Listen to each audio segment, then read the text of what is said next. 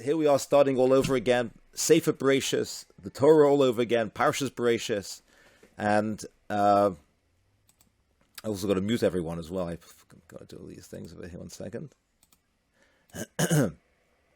Okay, so it's a new beginning, and it's. I mentioned last week that it's very exciting because we're starting now. Even though we're starting the Torah all over again, as I know there's some newcomers over here, so welcome to the newcomers. But the style that I do this class in, as many of you know already, is that over the past number of years we've been focusing on just one or two verses or small topic in one aliyah, just one aliyah only. So we started this a number of years ago. We actually started with Shlishi, the third aliyah. So every year we've been focusing just on something in that particular aliyah. So this year, Yitz Hashem, we're starting in Shavi'i with the seventh aliyah. That's going to be the focus. And I'm very excited about that because I found that a lot of commentaries, even though the standard commentaries in the Chumash, Rashi, and the Ramban, Nachmanides, all of these famous commentaries speak uniformly about all of the different sections, all the different verses in the Torah. But sometimes I find that the more contemporary commentaries with more discussion and elaboration seem to have less on the end of the portion. And it's, because you begin the portion and and the beginnings of the portion, the middle of the portion, are much more familiar with people. And it's the end of the portion which sometimes gets forgotten completely. So I'm particularly excited about Shavi'i this year because, at least for myself, I'm being selfish over here, at least for myself, I'm going to be able to learn, and we're going to learn together, some new topics, new ideas which are found in the seventh aliyah. However, I mentioned in the email which I sent out last week, and I mentioned a few weeks ago as well, that what I want to do differently this year is spend the first 5 minutes giving a very, very bulleted overview of the entire portion of the week. Because I know for some people it's it can be tricky just to understand exactly where I'm landing in. I'm kind of parachuting into a particular verse or a passage, and there's no context. It's hard to kind of put the context to everything. So what I want to do is spend a few minutes at the beginning of every class to give an overview of the portion, just facts and figures, who's who, what's what, etc. And then we'll do the deep dive into one particular pasuk or verse. Or word in the passage in the seventh aliyah, and in the end we'll take the questions and answers as well. So for this, hopefully I'll do is I'm going to share a PowerPoint presentation. I'm going to do this every week, God willing, and I have a PowerPoint presentation which I'll share, which will give you an idea of. Okay, so 1 second. Here we go, and here we go. So that's that. Here we go. So can everyone see that? Give me a nod. Okay, so there you go. So this is the Parsha summary, Bereishis. So the first thing is, we know the first part of the portion deals with the 6 days of creation. So a lot of things which we're going to say today are not unfamiliar. People know about this already. This is obviously a very famous portion. 6 days of creation of the universe, and the 6 days of creation are broken up in this way: day 1, day through 6. But I've organized it this way, with day 1 paralleling on the right-hand side day 4, because on day 1, light was created. The Vilna Gaon says that each of the first 3 days had complementary days of creation, with day 4 through 6. So on day 1, the light was created, and then complementary to that is day 4, that the luminaries were then created to be placed inside the sky, where the light now has these channels of the sun and the moon to be able to project the light into the world. What the light was on the first day is actually a whole long discussion. It's Kabbalistic, but it's not light which was created by the sun and the moon, because they weren't created until the 4th day. I'm going to just run through this quickly, and if you have questions at the end, we can go back to this later on. Day 2 is seas and atmosphere. The seas and the atmosphere, and then corresponding to that, day 5, all the aquatic life and bird life was created. Day 3, dry land and vegetation. Day 6, animals and man. So each of those 3 days correspond to the first 3 days. And of course, the last day is Shabbos. So there's 6 days of creation. And then again, hours and hours could be spent on all of these different things, but we're not going to do that. We're going to go to the next slide right away. The next topic in the portion is Adam and Eve and the Garden of Eden, which all takes place on day 6 of creation. What happens? The tree of knowledge and the tree of life are created. Hashem commands them not to eat from the tree of knowledge. The serpent tempts Eve. She eats, and Adam follows, and the punishment then ensues. And what is the punishment to the serpent? He's going to crawl on the ground, because the serpent originally was a walking creature, like an animal, like other animals, and his curse was to crawl upon the ground. That's why snakes crawl on the ground.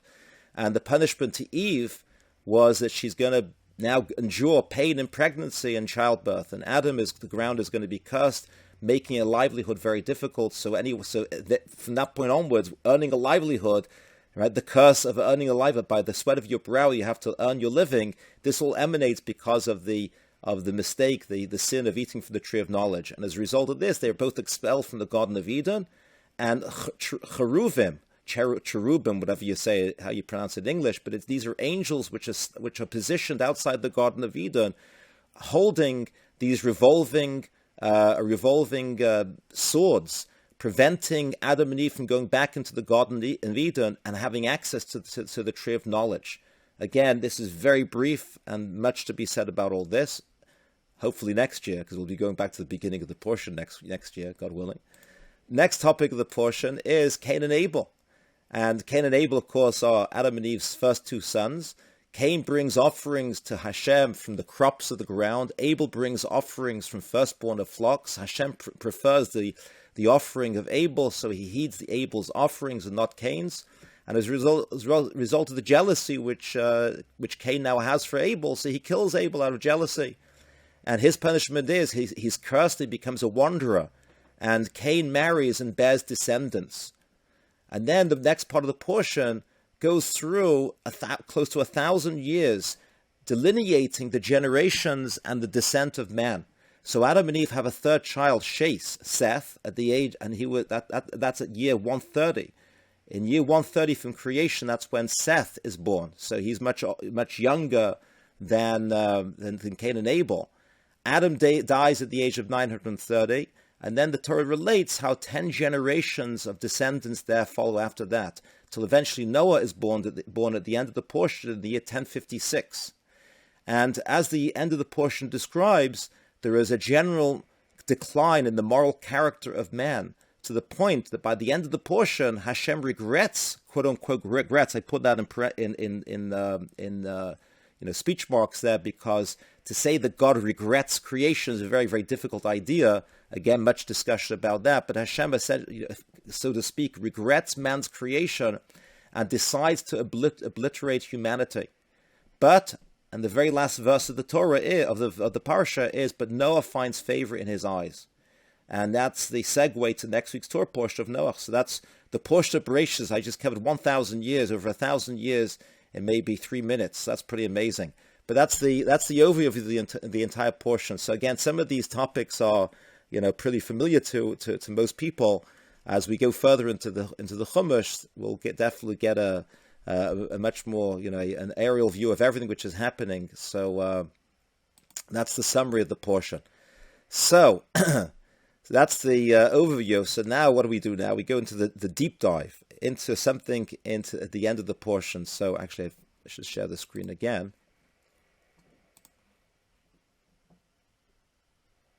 Can I do this before 1 second?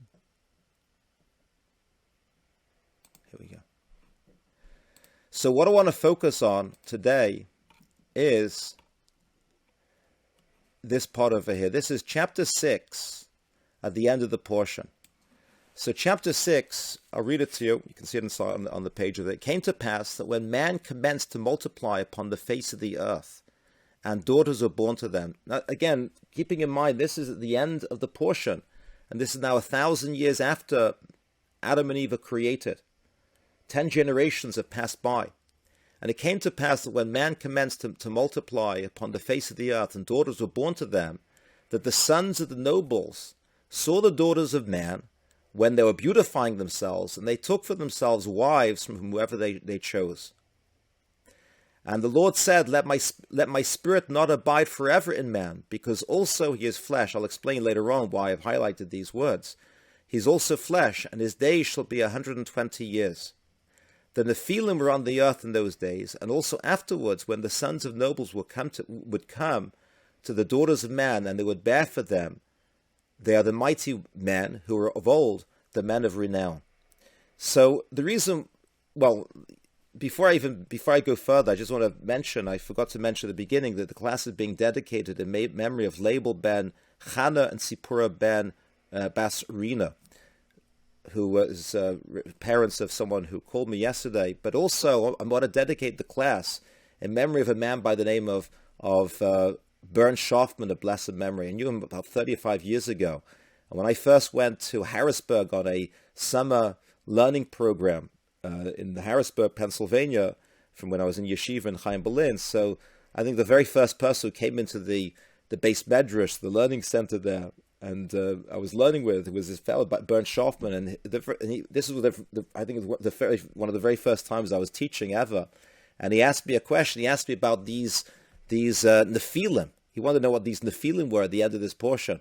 So that's what I want to focus on a little bit over here today, and dedicate the class in memory of him. He passed away maybe 10 years ago. So it's for his maybe his soul is hearing this and can benefit from that, from the further understanding that I have about this, about the Nephilim. But what the Torah describes over here is these Nephilim, well, first of all, verse 2, it talks about this: the sons of the noble saw the daughters of man beautifying themselves. They took from themselves wives from whomever they chose. Who are these people? And who are these Nephilim, these mysterious Nephilim? So these Nephilim, the Medrash, there are different understandings, different commentaries in the Midrashim. Suddenly, it describes over here a very not a very pleasant, not a very moral, positive moral picture of man at the time. In verse 2, the nobles saw the daughters of man who were beautifying themselves, and they took for themselves wives from whoever they chose. So two interpretations is given for this. Actually, so this is in the Art Scroll as well, that these nobles, these men of renown who took women. So the Art Scroll quotes over here from one source that this was like a power control, an expression of dominion and power that these powerful individuals were expressing in taking wives from whoever they chose. And it wasn't, let's see it over here.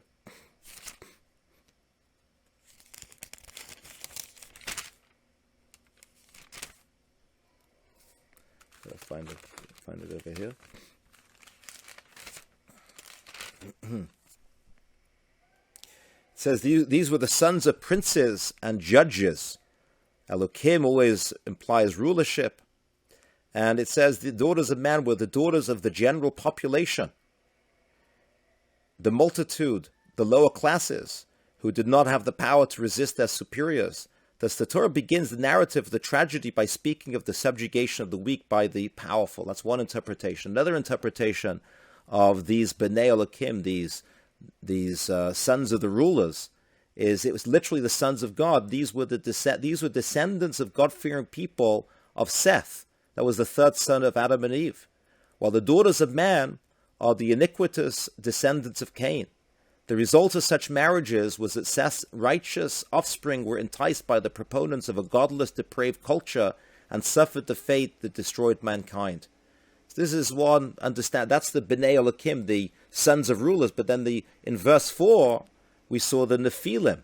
So that's a subject of a lot of discussion. Who are the Nephilim? The word Nephilim literally means fallen ones, those who have fallen down. So there's an expression, fallen angels. I don't know if people have heard this idea of the fallen angels. I don't know if the expression comes from this, but there's a fascinating, mysterious medrash which basically says that there were two angels by the name of Shamchazai and Azael. Shamchazai and Azael, these two angels, that made a deal, so to speak, with Hashem. Because there was a moral decline of society and civilization at this point, 10 generations after the creation of man. So Hashem, as we saw in the verse on the screen, we saw that Hashem began to regret creation. To a point to say, I regret creation, I regret creating man, I'm going to destroy humanity. So up there in the spiritual realms, in the heavenly realms, there's a conversation which takes place between these two angels, Shamchazai and Azael. And they say to Hashem, listen, we see that, you're regretting creation. He says, but we told you that. Ma enosh kitis karenu. What is man worth that you should mention him? Like, man is so fickle. Man is so subject to his Yetzer Hara. He's going to start. We told you that from the very beginning. That we told you when you decided to create man, man is going to stumble. Man is going to be overcome by his Yetzer Hara. And we told you not to create man. So Hashem said to the angels, he said to them, well, so what should I do? What should I do? So they said, listen, don't worry. They said, we'll come down. Let us come down to the earth. And we'll come down as human beings, and we'll show you that we can be strong and we can not be subject to our Yetzer Hara, that you'll end up giving to us because we're coming down into the form of man. So he said, okay, fine. So they come down to the earth, and they very quickly succumb to the Yetzer Hara that now is overlaid upon them and is given to them, and they basically fail in their promise to Hashem. They succumb to the Yetzer Hara, and they end up fancying and taking women, and the immorality continues thereafter. And that's what the Medrash says, is referring to these fallen ones, these angels which fell down to the earth as almost like to try to prove to Hashem that they could overcome the Yetzer Hara, and showing that, that the Yetzer Hara is so powerful, the Yetzer Hara is so strong that people stumble, and it's like a very, very difficult task to be able to overcome. That's, again, these are big discussions, but that's the Medrash. A more simple understanding of the Nephilim is not so esoteric like that. It just refers to immoral people. I mentioned before the Bnei Elokim, these powerful individuals who took advantage of other people, of women. So these Nephilim. The word Nephilim is another way to describe those powerful rulers. That they fell, they became subject to a moral decline. And Rashi says, not only did they bring themselves down, but they also caused a corruption among the other people too. They brought everyone down, they brought society down, and all the descendants of them. The bottom line is the end of the portion depicts a picture of moral decline and corruption. And that's the general picture at the end of the portion. Right, and that's so basically the portion begins with the creation of man, the pinnacle of creation, the Tzelem Elokim, the man is created in God's image with a spiritual mission, and the end of the portion is only downfall and spiritual decline, leading to the portion of Noah and the destruction of the whole world with the flood. Okay, so that's the general gist of the portion. Okay, so let's now go. I want to go now to a little piece of Gemara, a passage of Gemara, which is in it's in Chulin 139 page B, side B, 139b. So Chulin 139b relates that there was a conversation between the residents, the people of Papunai. I don't know where Papunai is, but it's somewhere anyway. So the people of Papunai asked Rabbi Masna. Rabbi Masna was one of the sages, and they asked Rabbi Masna whether or not there's a mitzvah of Shiluach HaKan, or Shiluach HaKan, depends how you pronounce it, if you find a bird's nest on top of somebody's head. So this is a very common question. People encounter this all the time. I mean, you could be walking down the street, you can see a bird's nest perched on someone's head. So you want to know whether there's a special mitzvah of Shiluach HaKen, which is sending the mother bird away. We actually had, I wanted to show you this a few months ago, when it was the portion of Kiseitze, which discusses the mitzvah Shiluach HaKen, the sending of the mother bird away. It's a fascinating mitzvah. We had a bird's nest outside of our garage, and we had the opportunity to perform the mitzvah of sending the mother bird away maybe 3 or 4 times. And I think there's a little bit of a misunderstanding. People think that once you send a mother bird away from a nest, it never comes back again. It's not true, because this came back multiple times, and many people were able to fulfill this mitzvah. It's called sending the mother bird away. The Torah describes, it's a fascinating mitzvah, that if you see a bird sitting on its eggs or sitting on its young, then the mitzvah is shoo it away, shoo the mother bird away, pick up the eggs, or pick up the chicks, put them back down again, and that's it. That's the mitzvah. Today's not the time for going into the mitzvah, but it's a fascinating mitzvah. The Torah promises arichas yamim, long life, if a person has the merit of being able to perform this mitzvah, shluach can sending the mother bird away. So there are many halachas, many laws about it.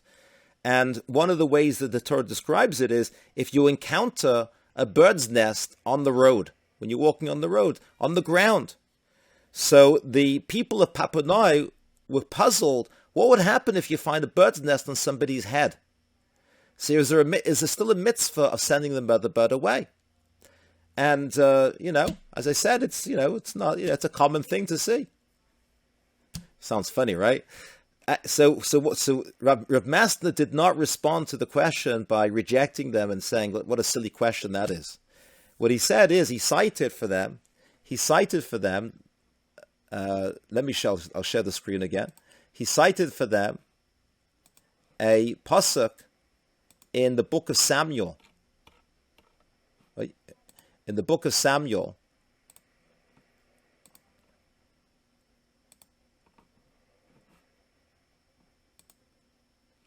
so this book in the book of, it says, is in the book, just to give you some backdrop of this story, this is when King David was running away from a rebellion by Avshalom, his son.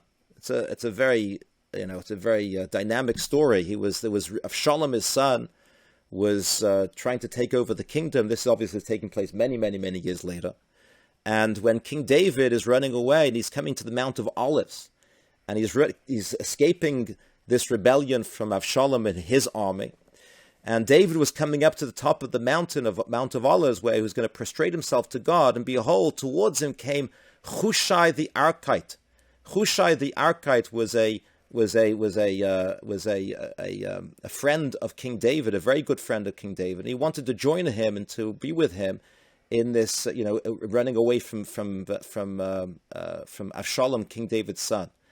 And he came with his shirt torn and earth upon his head. There was earth upon his head. So he was in mourning. He was in mourning over this rebellion of Avshalom against King David, his very good friend, his very trusted friend. So the part which is relevant to the discussion is the verse says there was earth upon his head. Now the word for earth can be afar. Afar is a common word for the word earth. Instead, the Tanakh, the Navi, the prophet, doesn't use the word afar, but uses the word Adama. Adama al Rosho, which also means earth. The truth is, it really does describe the earth in its totality. Adama is the earth. Really what he didn't have the earth on his head. He had dirt. He had dirt of the earth, or dust of the earth upon his head. And he was in mourning. So it's not really normal to say, if you're in mourning, that you have the actual Adama, the actual ground upon your head. It would be more proper to say you had afar, dust of the earth upon your head.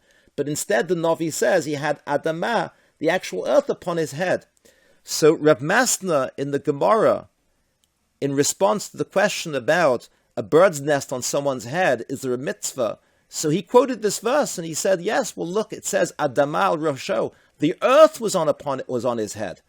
Thus alluding to the idea that even if the earth on a person's head is like the earth itself, or dirt upon a person's head is like the earth itself, and that's equivalent. So if you see a bird's nest on a person's head, it's like it's sitting on the ground itself. Because it says the word the ground or the earth was upon his head, so if you see a bird's nest on someone's head, that's equivalent to the bird's nest being on the ground, on the earth itself. And therefore, yes, there's a mitzvah of shluach hakan if you find a bird's nest on someone's head. So fine. So that's really fascinating. Now you all know. You all know now whether there's a mitzvah or not, and you even know the source for it as well, because it was earth on top of Hushai's head, alluding to the idea that the earth on the head is like the earth on the ground. Fine. So fine, that's the end of the class. No, I'm just joking. Anyway, so that was the first question that the people of Papunai asked Rebbe Masna. But then in the very same paragraph, they then go on to say the following: the people of Papunai asked Reb Masna, where is Moshe's name alluded to in the Torah? So we just finished the Torah. We finished learning, going through the Torah. Zos HaBrach was last week. And that was the death of Moshe. Last week's portion, essentially. Well, actually, a few days ago, because we read it on Simchas Torah. So the people of Papunai asked Rav Master, where is Moshe's name alluded to in the Torah? Meaning to say, we know that everything is inside the Torah. Everything in reality is in the Torah. The Torah is a blueprint for the entirety of reality. Everything is in the Torah, from the beginning of time till the end of time. So if that's the case, where's the very, very first time that the name of Moshe is hinted to in the Torah? Not where it's written first explicitly, but where is the first time that the name is alluded to? Where is it concealed? Where is it hidden inside the Torah? So, guess what? So Rav Masna said, you know where it's hidden? It's hidden in the verses of this week's portion of what I read before. So let me share the screen again. We'll go back again. And they said, he said to them, the name of Moshe, back to the portion, back to this description, this very dismal description and story of the downfall of man and the downfall of the generations, the nobles and the Nephilim, and all the corruption and the immorality which was happening at that time, to the point that Hashem decides to obliterate humanity and start again afresh all over again. In the middle of this verse, it says, verse 3, and the Lord said, let my spirit not abide forever in man, because also his flesh and his days shall be 120. Well, by the way, the 120 formula over here of the maximum length of a person's life, this is actually where this was, reminds us of Moshe, because Moshe was 120 years old when he passed away. But Rav Masna in the Gemara, responding to the people of Papunai, where is Moshe's name alluded to for the very first time in the Torah? It's right over here. It's highlighted in the words, because also. And of course, it jumps out so clearly that that's referring to Moshe. I'm joking, of course, because if you look at the Hebrew for because also is b'shagam. It's a bit of a tricky word to translate. Commentaries grapple with the meaning of it, but it can basically mean because also. But what's important for us from the Gemara is the b'shagam has the same numerical value as Moshe's name. Moshe is mem shin. Well, you've got a mem and a shin there as well. You've got a shin and a mem right there.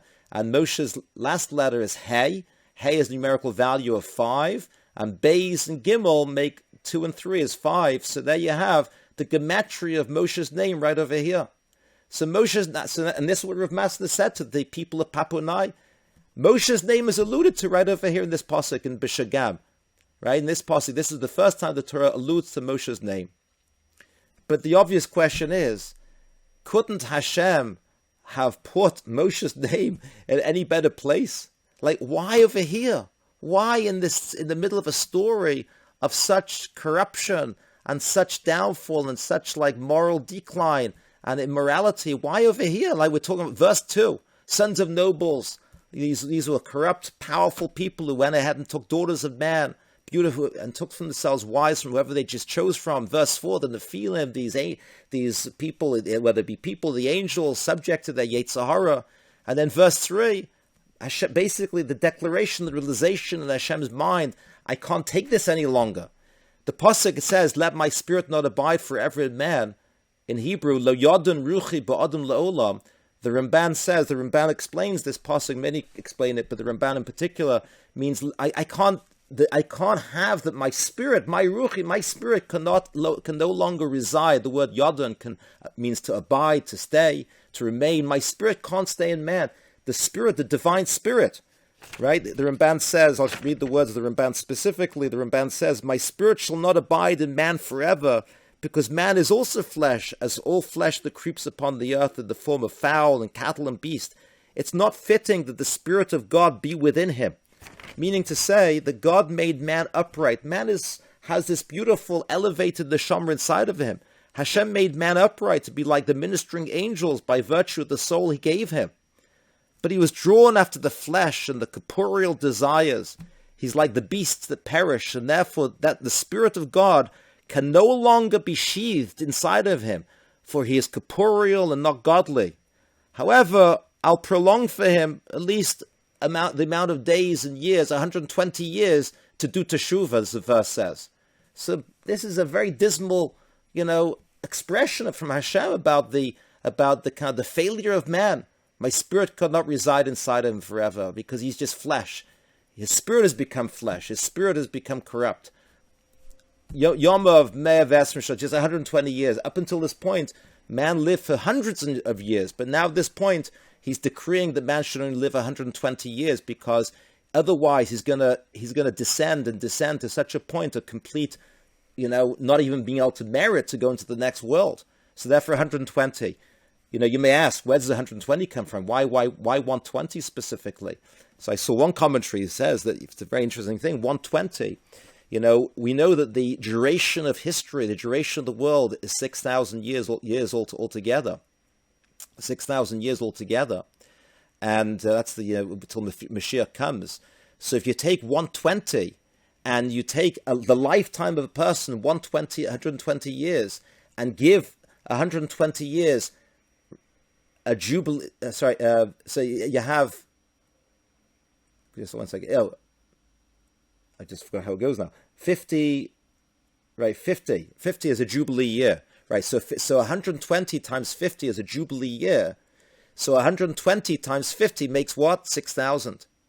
So therefore, the number 120 is specific because since 120 times 50, which is the jubilee year, you'll get to the year 6,000. Since the duration of the humankind is 6,000 years, then it fits that 120 years should be the duration of a man's life. That's how, one particular David Cohen I saw, that's what he says. But the point is, but the question is, why is Moshe's name in there? Like, out of all places, the most corrupt and immoral place of a description in the Torah, that's where Moshe's name should be planted. That's where it should be, over there. That's where Moshe's name should be alluded to. So the answer to the truth is very simple. The answer is very simple because what is the Torah conveying to us? You see, the whole portion of Bereishis, is, it's not for me to say, it's magnificent. It's the creation of the universe. It's the creation of reality, right? It's the creation of existence. It's the creation of human beings, of the whole purpose of existence. And, so many directions we could go with discussing Parashas Bereishis. But one point is the fact that the purpose of creation is man in this world to serve Hashem, to become godlike, and to bring spirituality, the presence, the awareness of God inside the world. And yet what happens is, at the end of the portion, we see the downfall of man. We see the corruption. We see what we see all the time in our own lives. We see around us in society. People succumb, people fall, people stumble, people succumb to the Yetzer Hara. And it's very depressing. We've just come out of Rosh Hashanah, out of Yom Kippur, with the aspirations and the commitment for the new year. It's so hard to hold on to it. And we see in our own lives how it's so easy to stumble and to fall down and to make mistakes and to kind of go back to square one. And that's the story of life. But the Torah is a guide for life. It's a guide for life. It's a map for life. What does a map do? A map shows you three things. A map shows you where you are, where you need to get to, and how to get there. That's what a map does. Where you are right now, where you need to get to, and how to get there. So we are seeing right now in the first portion of the Torah where we are right now. Now, where we were at the very beginning, Adam and Eve, very lofty beings, spiritual, angelic, Garden of Eden. So that's a reality which is perhaps beyond us. But the end of the portion really does describe man, it describes reality, describes the normal life. But the end of the portion tells us about Moshe. Moshe is the ultimate, is the tzaddik par excellence in the Torah. By the end of the Torah, we meet Moshe, the individual who elevated himself to such a point that he became angelic. And he wasn't a person born into it naturally. He had to work on it. He had to develop himself. He had to bring himself up. He had to spiritualize himself over and over again throughout his entire life till he reached that point.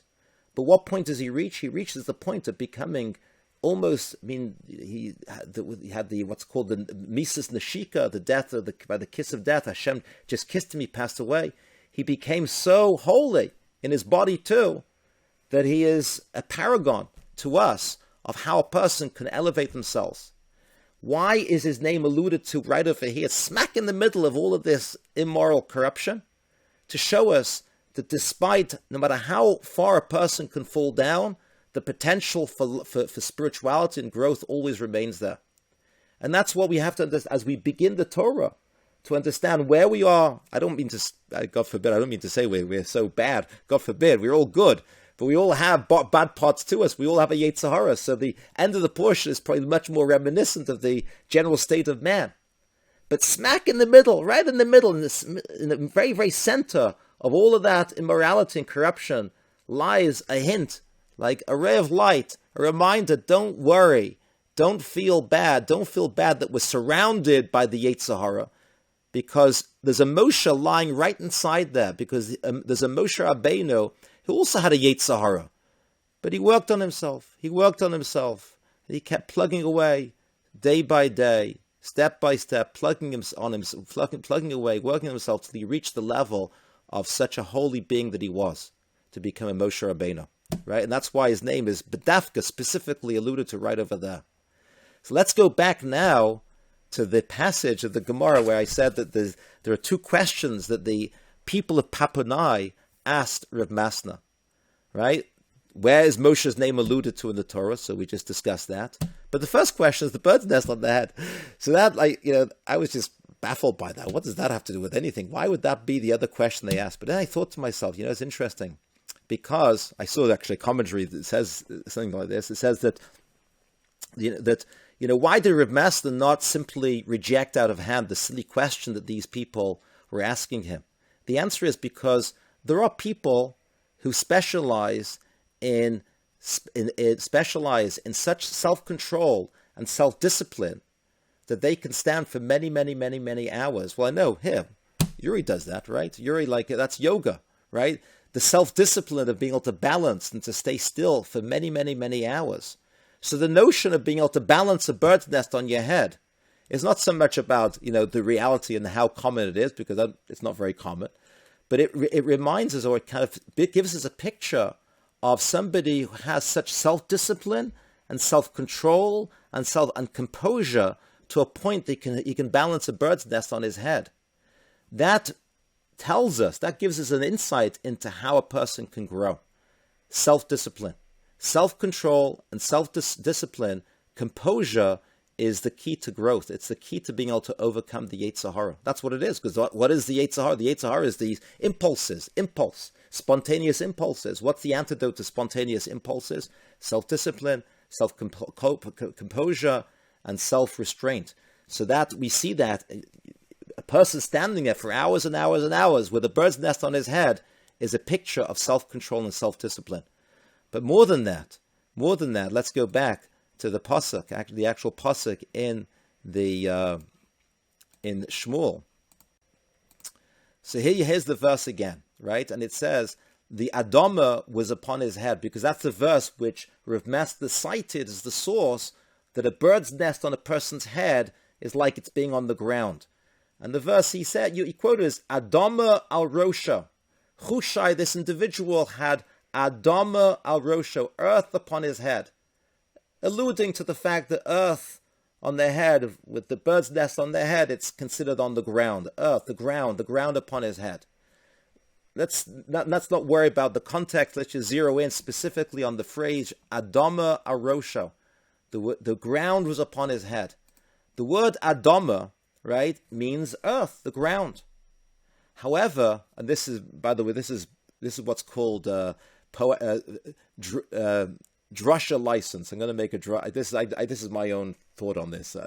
Again, this is a thought. Al pi drush. So Adama is earth. However, Adama can also be pronounced as not Adama, but as Adam-eh. Adam-eh. It's the same word, just different pronunciation. Adameh. What does Adameh mean? Adameh means I will resemble Hashem. And that's a fact. That's just basic Hebrew grammar. Adameh means I will resemble, and it refers to the idea, this is spoken elsewhere, because in general the question is why is Adam named Adam? Adam Arishon, the first man. And it's actually the word Adam is from the word earth, because he was created from the earth, Adamah, the earth. But it also has this double meaning as well, which is very, very important. Very, very important that despite the fact that we come from the earth, right? Adameh, I will nonetheless resemble you, Hashem. I will resemble you, Hashem. I'm not going to succumb to the myopic sense of self, of just being from the ground and earthly and hedonistic, etc., with all that goes along with that. I'm not going to I'm not going to limit myself to that. I'm going to raise myself higher.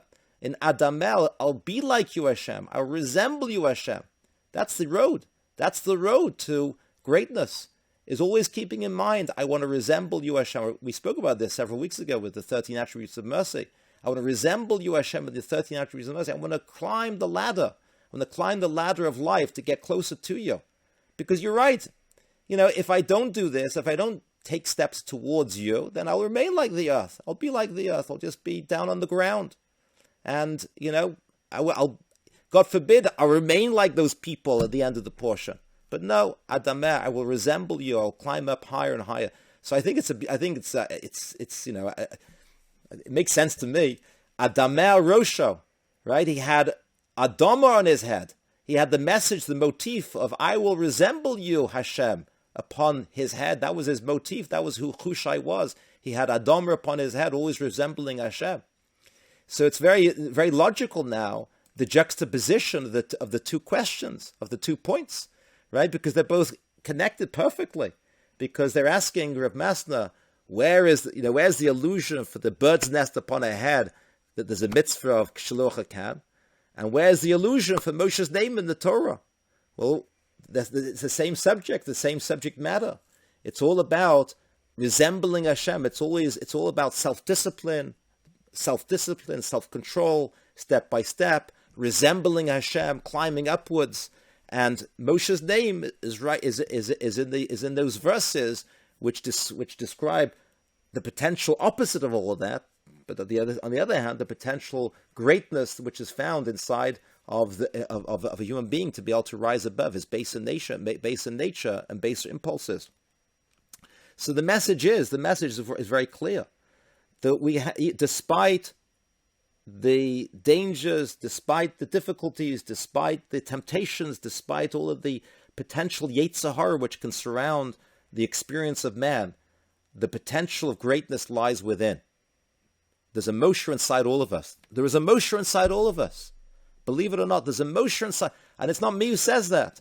The Rambam says that. Maimonides says this. Hilchos Teshuvah, chapter 5, halacha 2. Permit not your thought to dwell upon that which ridiculous fools of other peoples and a majority of foolish individuals among the children of Israel say. Don't allow yourself to say these ridiculous things that these foolish people say. What? That the Holy One, blessed be He, decrees at the very embryonic state of every man whether he should be just or wicked. Rubbish. We're not decreed. We're not destined to be who we are right now. We're not destined to be who we are right now. That is complete false. The matter is not so. Every man is capable of being as tzedek, as a tzaddik, like who? Moshe. As a tzaddik like Moshe, our master, or as wicked as Yerovim ben Nevat. A wise or foolish, merciful or human, miser or philanthropist, and so on, and all other tendencies. There is none to either force things upon him or to decree things against him, either to pull him one way or to draw him another way. But he alone, man alone, of his own free will, with the consent of his mind, bends to any path he may desire to follow. We have free will. And we all have the potential to become like a Moshe Rabbeinu. So again, it doesn't mean to say we're going to be on the same spiritual plane as Moshe Rabbeinu, but we could all reach the same spiritual potential as Moshe Rabbeinu, meaning to say we all have potential within ourselves, despite the fact we're surrounded by shmutz, right? The shmutz may be surrounding us. But Moshe was surrounded by shmutz in his life, and he was in his verse, the verse where he's alluded to, he's surrounded by shmutz. But there's surrounding that shmutz, or within that shmutz, is a golden neshama. It's a golden neshama. It's a divine neshama. It's a divine soul which cries out, Adama, I will be like you, Hashem, and I can be like you, Hashem, and I can raise myself. I don't need to feel trapped and subjugated to all of the tendencies which dragged me down to the earth, but I can rise higher and become like Moshe. So this is it. So this portion, right? It starts off with a picture of man being created, Tselem Elokim, the divine presence, the divine soul within him. That's the real potential. Quickly we sink right down. We go down to the very pits, to the point of destruction of the world. Hashem brings the flood, next week's portion. But, the encouragement and the chizuk and the inspiration which lies inside of that downfall is that there's a Moshe Rabbeinu peeping from behind the curtain of that immorality which was surrounding him and was in society at that time.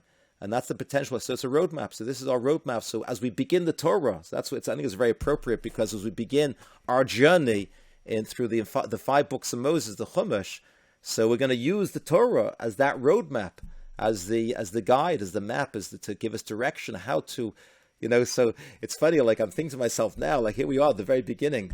So we've got to remember this, because when we get to the end of the Torah, we'll get to Shavuot, God willing, at the end of this year. Now, even though the Zos HaBracha, the last portion of the Torah, I typically don't speak about because it's overwhelmed by Sukkos and Simchas Torah.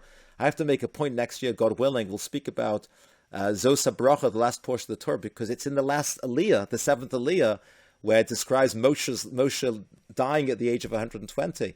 So we should all travel this path, this journey of the Torah together to experience a growth in our own lives, to become more like Moshe by the end of the journey through the Torah this year, to become more like Moshe. And we should pick up the lessons and the guide along the way, and all of the directions which the Torah provides us along the way.